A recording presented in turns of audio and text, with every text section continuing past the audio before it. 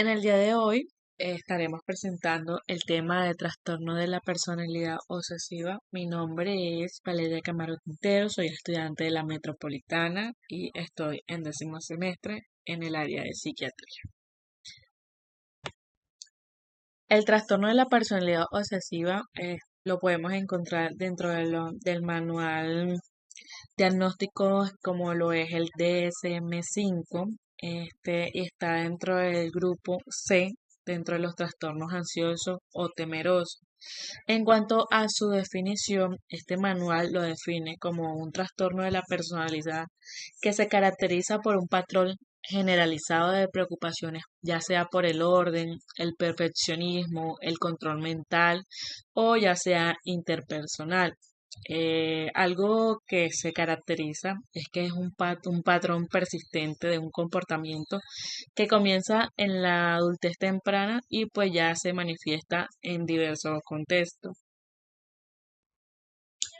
En cuanto a su epidemiología, los estudios han demostrado que este trastorno se diagnostica con más frecuencia en el sexo masculino al sexo femenino. Y bueno, también se ha demostrado la prevalencia en la población general, que está dentro de un 2,1% a un 7,9%. En cuanto a sus criterios diagnósticos, el manual nos regala 8 criterios, pero este paciente o nuestro paciente con este trastorno puede manifestar 4 o más de los siguientes. Como por ejemplo, el primero es que se preocupa por los detalles, las normas, las listas, el orden, la organización o los programas hasta el punto que se descuida del objetivo principal que se tiene en una actividad. ¿Sí? En segundo lugar, es que muestra un perfeccionismo que interfiere con la terminación de la tarea, como por ejemplo, este paciente es incapaz de completar un proyecto porque no se cumple sus propios estándares demasiado estrictos, ¿sí? No tiene la capacidad como de completarlo, ya sea por los estándares que él mismo aplicó. De tercer lugar, muestran una dedicación excesiva al trabajo y la productividad que excluye las actividades de ocio y los amigos, que no se explica por una necesidad económica. ¿Sí? Este se olvida de tener unas vacaciones, de tener tiempo en familia, de jugar con sus amigos, ¿sí? Y solo se centra en el perfeccionismo del trabajo, de que tiene que ser productivo, entre otras cosas. En cuarto lugar, es que es demasiado consciente, escrupuloso e inflexible en materia de moralidad, ética o valores. Como por ejemplo, este paciente que no se explica por una identificación cultural o religiosa. Como quinto criterio está que es incapaz de deshacerse de los objetos deteriorados, dañados, inútiles, aunque ya no tengan un valor sentimental. Y es porque ellos dicen, su teoría es que en algún momento lo pueden utilizar. ¿Sí? De sexto está, el paciente está poco dispuesto a delegar tareas o trabajos a menos que los demás se sometan exactamente a su manera de hacer las cosas. ¿Qué pasa con estos pacientes? Que las cosas se tienen que hacer a su manera, a como él dice y ponga las leyes. O en caso, prefiere no trabajar con nadie porque nadie hace las cosas como él las hace. Séptimo, es avaro hacia sí mismo y hacia los demás. Considera el dinero como algo que se ha de acumular para catástrofe futura. Y por último, muestra rigidez y obstinación. Se le complica a este paciente trabajar con las demás personas porque quieren hacer las cosas perfectas, que todo les salga perfecto y como lo dije anteriormente, su pensamiento es que los demás no pueden trabajar como él lo hace a su perfección.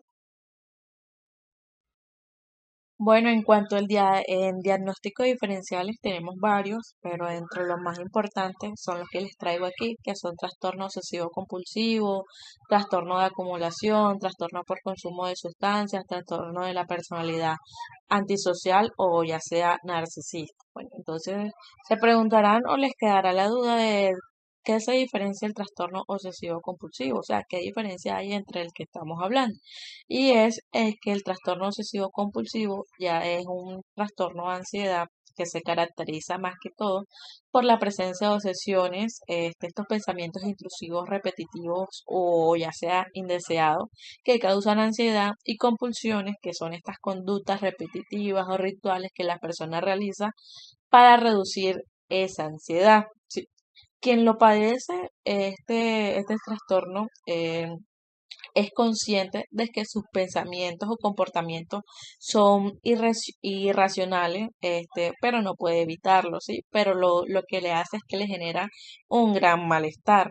En cambio, el trastorno de la personalidad obsesiva compulsiva, esta es una de las grandes diferencias que hay, es que este trastorno, el paciente que lo tenga, pues este sí presenta un patrón duradero del perfeccionismo, de la necesidad de control, de que todo salga bien, de la rigidez, de la preocupación excesiva, ya sea de las normas, de las reglas, entre otros. Cuando hablamos de trastorno de la acumulación, bueno, ya este se dice o se diagnostica cuando el paciente tiene un acaparamiento extremo, como por ejemplo, este paciente tiene las pilas almacenadas de objetos sin valor porque presentan un riesgo de incendio y hacen que sea difícil para los demás andar por la casa, ¿sí? Y pues trastornos por consumo de sustancias y el trastorno de la personalidad, ya sea narcisista o antisocial, es que, bueno, estos pacientes muestran una falta de generosidad con los demás, pero aquí es donde está el detalle.